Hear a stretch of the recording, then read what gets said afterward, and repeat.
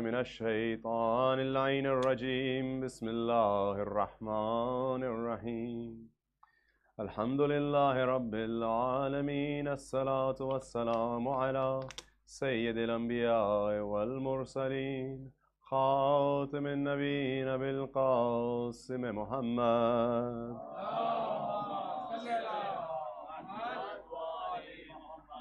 وعلى أهل بيته الطيبين الطاهرين أما بعد فقد قال الله الحكيم في قرآنه الكريم وهو أصدق القائلين قوله الحق بسم الله الرحمن الرحيم أفبهذا الحديث أنتم مدهنون صدق الله العلي العظيم صلوات اللهم صل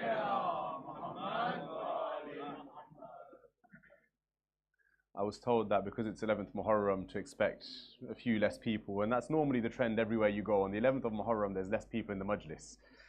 But I think in the first 10 days of the majalis, there were never this many people when I started my majlis on any of the days. So alhamdulillah, we're already off to a good start.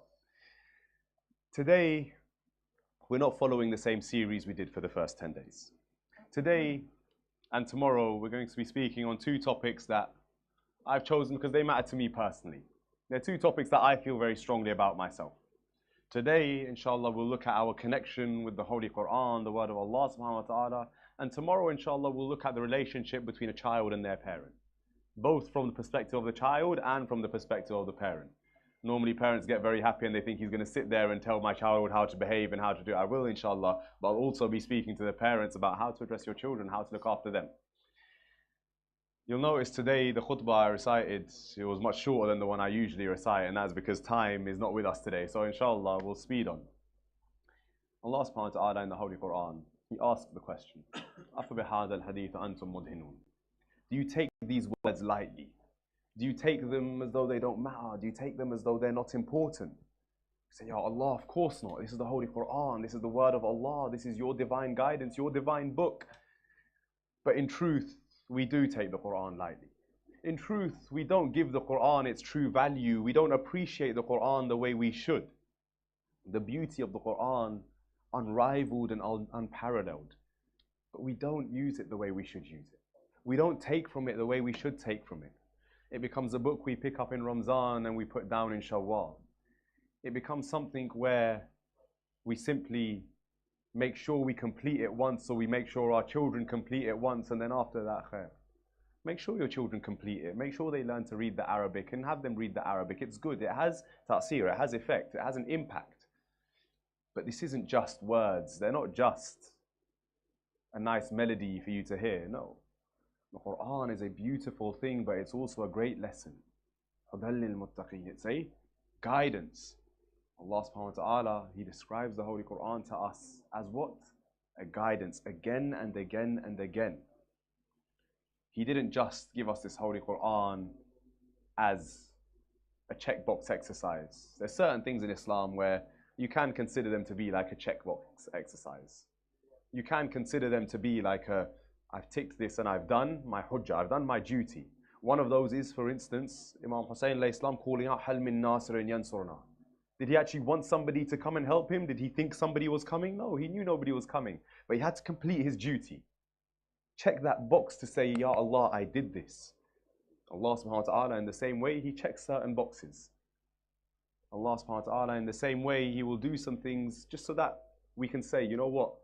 Allah subhanahu wa ta'ala, if He is a just Lord, then He has to do X, Y, and Z, and He did that. We have certain checkbox exercises in our lives. The Quran isn't one of them. It wasn't just so Allah could say, no, I sent you guidance. No. The Quran is a blueprint for our lives, for every aspect of our lives. But for some reasons, we don't give it its due importance. For certain reasons, we don't pay attention to the Quran in the way we should. And those reasons, you can pinpoint some of them. One of them will be the language barrier. Many of us, we don't understand the Quran. And if you don't understand the Arabic of the Quran, it can become difficult. And then when you look at translations, I'm not too familiar with translations in the Urdu language, but if you look at translations in English, even they can be very difficult to understand. Very old school English translations. And thou went unto them, and they, what does that even mean? I don't know what that means. it can be difficult to understand the English translations. You reach that, but there are translations that are more accessible than others. For instance, by Ali Qulli Qara'i, that's one translation which is very good. It is in a more understandable form of English for us today. One is the language barrier, but I'll tell you one thing. My mind is geared towards languages. Languages is one of my strengths, right? I say that, I don't know many languages, but I'm able to pick up words and understand what people are saying in different languages if I spend just a little bit of time with that language. In the Quran, there is a lot of repetition. In the Quran, a lot of words are repeated. So if you start becoming familiar with the Quran, you'll realize you start becoming more and more familiar with the Arabic language. At this point, I don't know Arabic. I'm not an Arabic speaker. But there are many, many, many verses of the Quran which if I listen to them, I can tell you what they mean. Why? Just because through the repetition of the Quran, I've come to understand certain words, certain phrases, how they work. And they repeat again and again in the Quran. And I'll tell you one thing about language. It is one of the most beautiful things to learn. It's one of the most incredible things to learn because one, it opens up your perspective and your mind. The way you speak, it controls how you see the world a lot. There was an experiment done on a tribe. They believe they were a tribe in the Amazon who had no interaction with the outside world. And it was a test done on their perception of colors because they didn't have any word for the color green. I think it was the color green. They didn't have a word for the color green. So they were shown clear images. Red, they identified it. Yellow, they identified it. Blue, they identified it. And when they were shown green, they looked at that and went, that's blue. They couldn't tell the difference. Why? Because they didn't have the word in their language. In the same way, when it comes to respect, we'll often find that respect is a much more importantly held value in the Eastern hemisphere of the world as it is to the Western hemisphere. If you go and look at Eastern countries, respect is a very big thing. In Western countries, not so much. Go look at the languages. In English, you don't have what we call harf muhtaramana. You don't have respectful terms. In Urdu, you have, for instance, the difference between aap and tum. I'm referring to you, but whether you're older or younger than me changes how I will say that. In Farsi, we have a difference between tu and shuma. It's the same thing. Whether you're older than me, younger than me, are you my peer, are you my senior? What is your relation to me? If you're senior, I use a different word. If you're older than me, for instance, in Urdu, I'll use aap instead of tum. Why? Because it's a certain element of respect. Language opens up your perspective of the world. You start to understand more and more aspects of the world the more you dive into other languages. So try and learn the Arabic and understand as much of it as you can, because not just the benefit of the Quran itself will come to you, but the benefit of the Arabic language as well, of a new perspective. And it's a rich language. It's a beautiful language. This is one issue that we have. We don't understand the language necessarily. It's tough to have that language gap. But work on it. There's English translations. Work on it. You'll start to understand more and more of the Quran the more you read it. Another issue is sometimes it can be hard to comprehend that this is the word of Allah subhanahu wa ta'ala. Sometimes it can be quite difficult to recognize that this is my Lord speaking to me.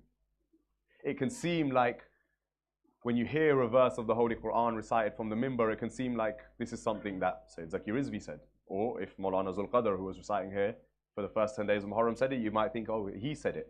Maulana Wasi Hassan said it. You know this is the Quran, Allah said it. But it doesn't register really.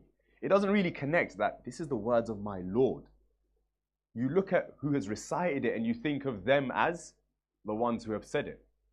Your mind doesn't really connect and register. This is Allah speaking to me. This is Allah deciding this is what He wants me to know. This is what He needs me to know. The third is our resource. To be able to connect with the Quran, it's not always that easy. Why? Because we don't have a means for connecting to it. If you go online, Quran.com is a brilliant website. And on there, there's a section where you can leave reflections. These aren't tafasir. These are reflections. I read this verse and it reminded me of this. Or it reminded me of another verse, or I thought this. And you can see your own reflections, you can see other people's reflections. It's a beautiful tool. It's on Quran.com and I would highly recommend you all use it. Go look at it, check it out. And the fourth issue that I'll mention, with an eye on the time, is that we don't connect the Quran's words with our life. To us, sometimes it feels like the Quran, it's got nothing to do with my own life. If I think back, and I mentioned this in one of my majalis, if I think back to the time when the Quran was revealed, what do I imagine? What do I see in my mind? In my mind's eye, I'm seeing sand dunes, I'm seeing camels and tents and Bedouins and mud huts. I'm not seeing the world I live in. But the Quran, it has a lot more lessons for our world and our life than we realize. There's a lot more in the Holy Quran than we can ever recognize, but we can at least recognize what applies to us. We can at least see what applies to us. But the problem is we don't go looking for answers in the Holy Quran. For instance, you have sibling rivalry. That's in the Holy Quran, in the story of Prophet Yusuf. You're telling me none of us here has ever been jealous of one of our brothers, or none of us here has ever thought, oh, I don't like this, I don't like the way this is going. I know for a fact that Hardy and Sherry, they both look at each other and wonder who's taller. And I know for a fact they'll both hate it when Kumail grows taller than them. I hear Mehdi and Hasnain constantly arguing about all sorts of things. Who's faster, who's more athletic, who's better at fighting, who's fatter? It's Mehdi. You can see all of these different types of things, right? You have lessons for your life in your Holy Quran, in this holy book. Those lessons are there for you. Take them. Look at Nabi Yusuf's story in the Holy Quran. What is the first thing that Allah subhanahu wa ta'ala says? What's the first thing He teaches? He doesn't go and say anything first to the brothers of Nabi Yusuf first. The instruction is of Nabi Yaqub to Nabi Yusuf to say what? Yusuf, don't go and tell your brothers about this dream that you have seen, because it will make them jealous. The first thing is, as a sibling, don't make your other siblings jealous. Don't flaunt on them what you have. Raise them up, grow them. These are lessons for our life in the Holy Quran, but we never look at them that way. When you're afraid, when you're hopeless, and there'll be times in your life where you feel like there is nothing that can help you. There'll be times where you're completely hopeless. Go look at Surah Ankabut. The Holy Prophet is in a cave. He is almost all alone. He can hear there's nowhere else for him to go. There's only one entrance. There's nowhere else for him to escape, and he can hear the hooves of horses approaching. He can hear an army coming towards him. He can feel the ground rumbling at that moment. If you're not hopeless, then what else can you be? What hope is left? There's one entrance, one exit, and you can hear an army approaching that entrance. They're thirsty for your blood, and you're stuck in this cave. It's dark. What can you do then? So Ankabut, what happens? A spider comes. It draws a web around that very specific entrance to the cave, and somehow the Holy Prophet is saved in that moment. See, and I'll very quickly run through this last bit, right? We have certain issues that come up in life, certain common issues that come up in life, and we have to address those, and we have to look at those, and we find solutions for those. Take your solutions from the Holy Quran. One of the biggest worries that people will go through in life is financial issues, financial difficulty. What does the Holy Quran say? Bismillah ar-Rahman ar-Rahim. وَوَجَدَكَ عَائِلًا فَأَغْنَى. And we found you in need, we found you impoverished, and what did we do? We gave you wealth. But Allah subhanahu wa ta'ala, He doesn't just give you words like that. These are words of consolation. They're not empty words, but He doesn't just give you words of consolation. No, go look at Surah Baqarah. What does Allah subhanahu wa ta'ala say? Allah subhanahu wa ta'ala describes how to write business contracts in Surah Baqarah, but have we ever gone and looked at that? Allah subhanahu wa ta'ala tells you if you ever enter into an agreement with somebody, make sure it's in writing. But did we ever look at that? We didn't. There are lessons for each and every one of our lives in the Holy Quran. Solutions to our problems. It's just a matter of going and looking at it. And I'll give you the final benefit. We've spoken over the course of the last 10 days about the importance of intelligence. And I'll tell you something, intelligence is a beautiful feeling. When you're surrounded by intelligence and you're sat in a mahfil, in a gathering where there are people who are intelligent around you, it's a beautiful feeling. You recognize the brilliance of that intelligence. There is nothing that brings you more intelligence in this life than a recognition of the Holy Quran. I promise you that. And these aren't just me saying words as a religious speaker. No, this is genuinely true. When you go and you sit and you reflect on the Quran, you will find yourself growing more intelligent. You'll feel it within yourself. When you listen to people talk about the Quran, you'll get lost in their words because there is intelligence in it. Deep-seated intelligence woven into the words of the Quran, and those who discuss the Quran have that intelligence shining through them. You can see it. And I remember we did a Quran competition in South London. It was beautiful. We had 3 categories to the competition. We had hifz, memorization of the Quran. We had qiraat, recitation of the Holy Quran. How well can you recite the Quran while actually looking at the words and reading? And the third one was tafsir. Everyone who wanted to participate, they'd submitted their names a week or two prior, and they were given verses of the Holy Quran and told, we want you to prepare a tafsir on these verses. And then they were sent the scholars' works on those verses. They were sent tafsirs. Tafsir, for those of you who don't know, is like a commentary on the Quran, explanation in a slightly deeper sense. They were sent these commentaries, these explanations from very senior scholars so that they could go through that and look at that and understand it. And they came and they sat before a panel of scholars and they said, okay, so the verse that I was given, this is my judgment on it, this is my explanation of it, the tafsir that I've come up with. And they'd say, you know, I believe this verse is talking about this and this is a lesson we can take from it. And then the scholars would fire back. They'd say, okay, brilliant. But what about in the Quran where it says this? That seems to contradict what you say. And now they have to come up with a way to justify what they've said. Or they have to come up with a way to consolidate the two. And it went on and on. Qiraat, the recitation of the Quran, is beautiful to listen to. And we had amazing reciters. Many of you will have heard the name, Sayyid Jalal Masumi. He was the judge. It was his students and many others. Brilliant recitations, beautiful recitations. But in that room, only those who were reciting and taking part were sat. In the Hifz room, it was brilliant to see. But in that room where there was Hifz competition going on, it was only those taking part who were sat. When I tell you, when the tafsir competition started, it was only the participants that sat there. By the end of it, and it finished at I think 3 a.m. on a working night, the entire hall was filled with people who were just sat there mesmerized at people talking about the Quran. And these people talking about the Quran, they weren't scholars. They were like me and you. They were regular guys who have just done a little bit of research into the Quran and started coming up with their understandings.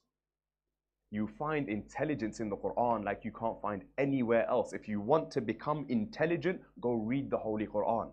Go understand it, reflect on it, think about it. What is it telling me? What is it not telling me? What is Allah saying here? What is He not saying here? Read between the lines. You'll realize there are so many layers to the Holy Quran. Every time you read it, new thoughts pop up into your mind. I remember I once tried to do a little exercise, and I still have the kind of mind map that I made of it, where I wanted to document my understanding of the verses of the Holy Quran. So I thought, I'm going to start reciting the Holy Quran. And everything that I can take from each verse, I'm going to write it down. And I started.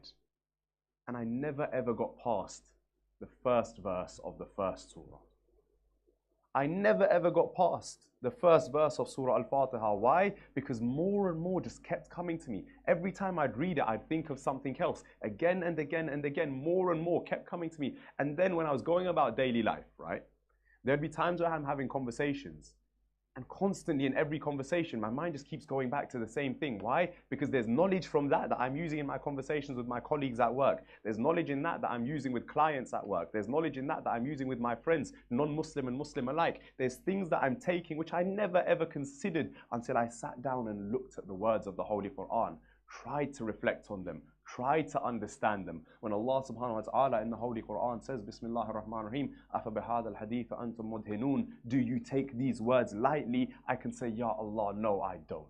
Because I've seen the value of those words. I've seen how incredible it is. The Quran is so beautiful, you can't even understand it. You can't even begin to fathom how beautiful the Holy Quran is. But when you truly recognize that these are the words of my Lord, the one who created not just me, but everything around me. Every tiny little detail of my body, Allah subhanahu wa ta'ala created. Every tiny little organism that lives within me and within the world, Allah subhanahu wa ta'ala created. From the ants to the elephants, from the valleys to the mountains, from the oceans to the earth, Allah created it all. And then He put it all into writing. He put it all into writing and He gave it to me so I can read. And if I then turn around and put that book down and never look at it, then I've only myself to blame. But you know what? It's easy to say how great the Quran is. I'll give you something that you can actually go away and do. Recite Allah salawat ala Muhammad wa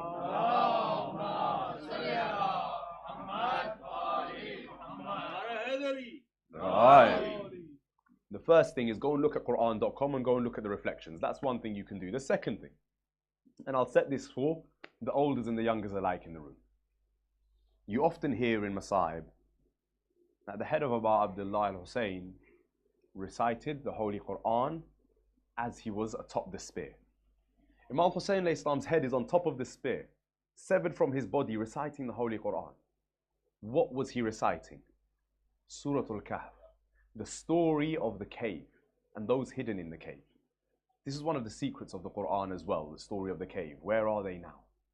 There's many secrets in the Holy Quran. It's incredible to think about, but if I start talking about that, we'll be here forever. One task for you guys, one thing you can go away to do, just to spark your interest in the Holy Quran, go away and look at Surah Kahf and try to figure out, why is it this surah that the Imam decided to read? Why is it this surah that the Imam decided I will read this in this moment as my head is going through Kufa and Sham? Take that away with you. Let that be your inspiration. These majalis, I've said it over the course of the 10 days, they're meant to be a springboard for you. There's meant to be some inspiration from this mimbar that you go take away and apply in your life. That you want to go learn something new when you're at home in your own time. Let it be that. If it's nothing else that springs to mind, let it be that. Go try and figure out, why is it Surah Kahf that the Imam recites? Because Surah Kahf there, even in the greatest Masa'ib of Aba Abdullah, is a beautiful fadila. The fact that the Imam recites the Quran atop the spear. Tell me anywhere else where you can see this miracle. You see miracles of babies in their cradles reciting the Holy Quran. That's a beautiful miracle. You see miracles of somebody doing something and then the Quran or a Quranic verse coming down. But where do you see the miracle of a man whose head severed from his body is still reciting the words of Allah? I know my Mawla Hussein remembered his Lord again and again in Karbala. But how did he remember him even in Kufa and Sham? How did he remember Aba Abdullah atop the spears? Yesterday, the point of the Masa'ib reached where the people began to attack the tents of Sayyidah Zainab and Kulthum. They reached the point where the women and children were scattered in Karbala, where Zainab went and gathered them.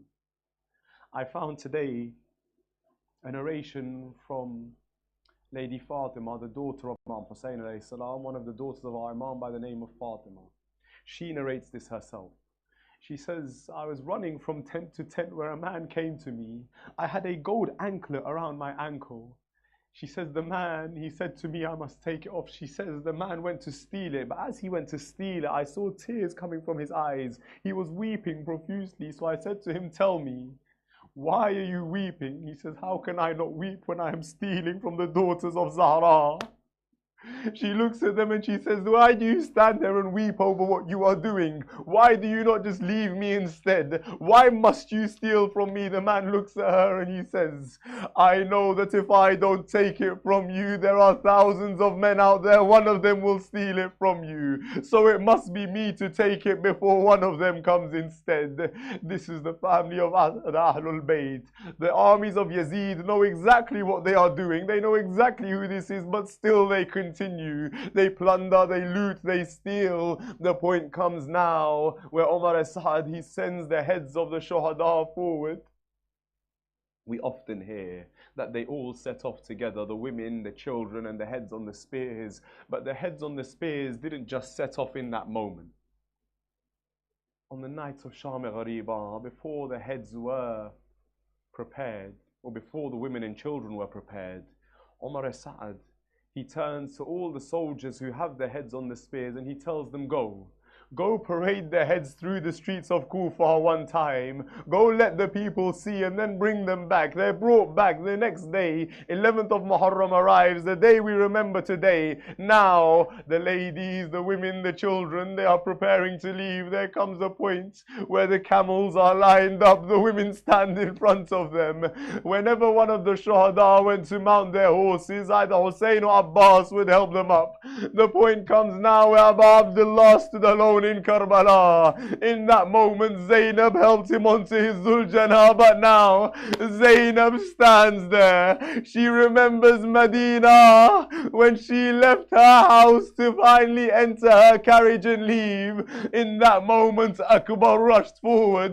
Qasim and Abbas rushed forward. Awna Muhammad stepped forward, all there to help Lady Zainab into the carriage. In that moment, it is said Abu Abdullah al-Hussein himself himself. He stands from his chair. He goes forward and helps Sayyidah Zainab into her carriage. But now on 11th of Muharram, Zainab looks around her wondering, where is my Abbas? Where is Akbar? Where have all of my young men who would help me gone?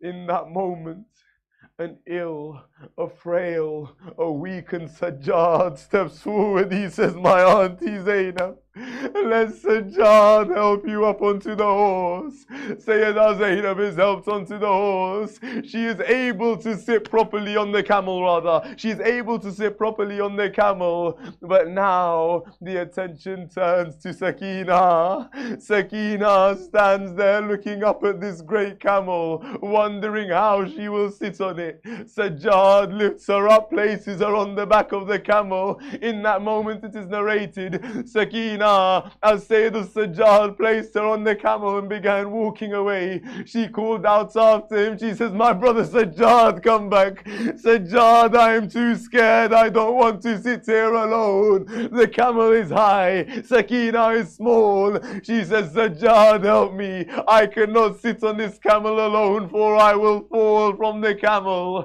The soldiers of Yazid hear this, and what do? They take Sakina, they make her lie flat on her back on this camel, and they tie her with ropes to the back of the camel. Sakina tied down. Now Zainab, Kulthum, Farwa, Layla, the women and children, they are all tied together to the camels. In this moment, they are paraded through the battlefield.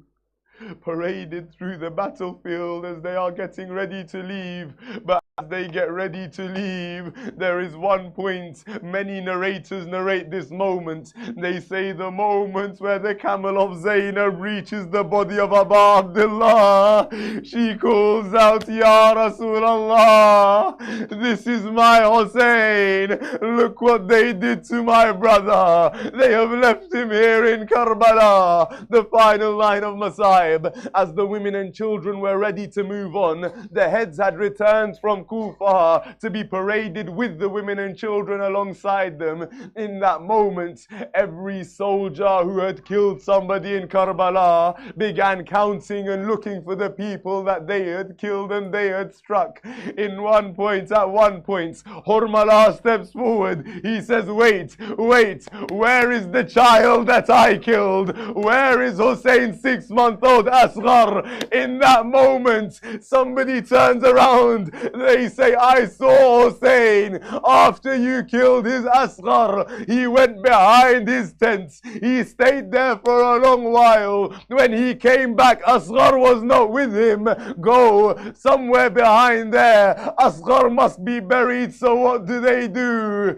4 horsemen, they take their lances and their spears. They begin riding back and forth behind the tents, stabbing their spears into the ground. At one point, a horseman stabs his spear into the sand. He feels it lodge into something. As he pulls it up, it is not the head of Asghar, but the entire body of the 6-month-old. But no, in Kufa and Sham, it was only heads paraded. There was no bodies paraded. Why? Because in that moment, as the body of Asghar comes out on that spear, they remove his body from the spear. They take a dagger and place it on the neck of Asghar, begin slicing through that little neck, place the head on the spears, and all the while Rabab is right there watching. ألا لعنة الله على قوم الظالمين فسيعلم الذين ظلموا أي منقلب ينقلبون. We raise our hands in dua and we pray to Allah Azza wa Jal. Oh Allah, in this holy month of Muharram, accept all our ibadat. Oh Allah, all around the world, for those commemorating the sacrifice and tragedy of Abu Abdullah, grant them safety. Oh Allah, for all those mu'mineen struggling with ill health, in particular our brother Abdullah Abbas, grant them complete shifa. Oh Allah, for all those mu'mineen who have left this world, raise their ranks in Jannah. Oh Allah, hasten the reappearance of the Imam of our time. and allow us to enter Jannah under His banner. ربنا تقبل منا إنك أنت السميع الدعاء.